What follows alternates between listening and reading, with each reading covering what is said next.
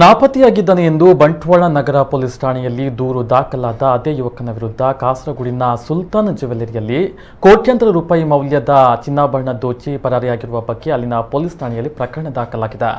ಬಿಸಿ road Kaikamba ಸಮೀಪದ ತಾಳಿಪಡ್ಡು ನಿವಾಸಿ ಮೊಹಮ್ಮದ್ ಫಾರೂಕ್ ನಾಪತ್ತೆಯಾದ ಯುವಕ.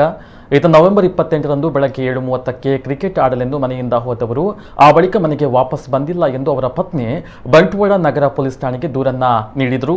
ಕಾಸರಗೋಡು ಟೌನ್ ಪೊಲೀಸ್ ಠಾಣೆಯಲ್ಲಿ ಇದೇ ಮೊಹಮ್ಮದ್ ಫಾರೂಕ್ ವಿರುದ್ಧ ಸುಮಾರು 1.5 ವರ್ಷದಲ್ಲಿ ಜ್ಯುವೆಲ್ಲರಿಯಲ್ಲಿದ್ದಂತಹ ಸುಮಾರು 2,88 ಲಕ್ಷಕ್ಕೂ ಅಧಿಕ ಮೌಲ್ಯದ ವಜ್ರ ಚಿನ್ನಾಭರಣ ದೋಚಿದ್ದಾನೆ ಎಂದು ದೂರಲಾಗಿದೆ. ಜ್ಯುವೆಲ್ಲರಿಯಲ್ಲಿ ಲೆಕ್ಕ ಪರಿಶೋಧನೆ ಮಾಡಿದ ಸಂದರ್ಭ ಫಾರೂಕ್ ನಡೆಸಿರುವಂತಹ ಕಳವು ಪ್ರಕರಣ ಬೆಳಕಿಗೆ ಬಂದಿದೆ. ಜ್ಯುವೆಲ್ಲರಿಯಲ್ಲಿ ಸೇಲ್ಸ್ ಮ್ಯಾನೇಜರ್ ಆಗಿ ಕೆಲಸದಲ್ಲಿದ್ದಂತಹ ಆರೋಪಿ ಫಾರೂಕ್ ಶನಿವಾರ ಚಿನ್ನಾಭರಣಗಳ ಲೆಕ್ಕ ಪರಿಶೋಧನೆ ನಡೆಯುತ್ತಾ ಇದ್ದಂತೆಯೇ ಜ್ಯುವೆಲ್ಲರಿಯಿಂದ ತಪ್ಪಿಸಿಕೊಂಡು ಬಿಸಿ ರೋಡ್ನಲ್ಲಿರುವ ತನ್ನ ಮನೆಗೆ ಬಂದಿದ್ದಾನೆ.